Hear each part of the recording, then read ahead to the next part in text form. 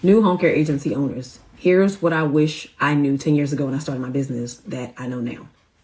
When I started my business, I did not do the proper research on the name that I was using.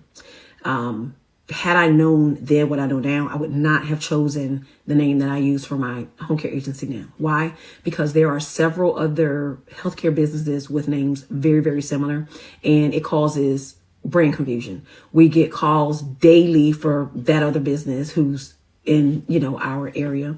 A lot of times people, visit the website thinking we're the other people, just a lot of things. The only reason why I will not rebrand and change the name and all of that is because I have created trade lines, business credit, community presence. There's lots of things that are just set in already for the business. Therefore, it's not feasible for me to change it. And you might be saying, well, why don't you just get a DBA? Because in my county where I live, a DBA is just, anybody got time for that. Like they want you to do all of these things and I just don't have time for it. But I'm sharing this with you so that you don't make the same mistake. There are several things you need to be checking out when you're choosing a name for your business with home care. Not even just home care, just any business really. The first thing we do for our clients is we check, obviously, we go to Google and we Google the name. If it's being used, well, if it's in the same state, definitely a no-no. But even if it's used somewhere in the country, if it's the same type of business, we steer away from it, right? The second thing we do is we go and we see if the domain name is available.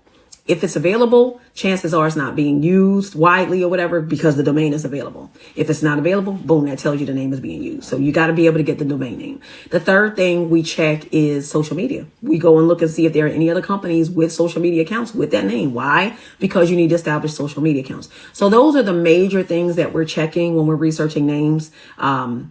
For businesses that we help to establish.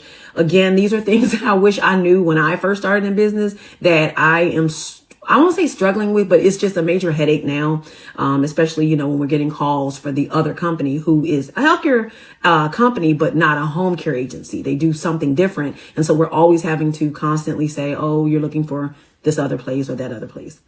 And it's just common, like the name is common. I noticed that with a lot of people I work with, they're choosing names that they've heard before, right? There's a lot of names in use that are just everybody's using them. They're like a gazillion different home care agencies with the same name or gazillion different medical testing businesses with the same name. So you just want to be very, very leery of that when you're establishing your business. Hope this helped you out.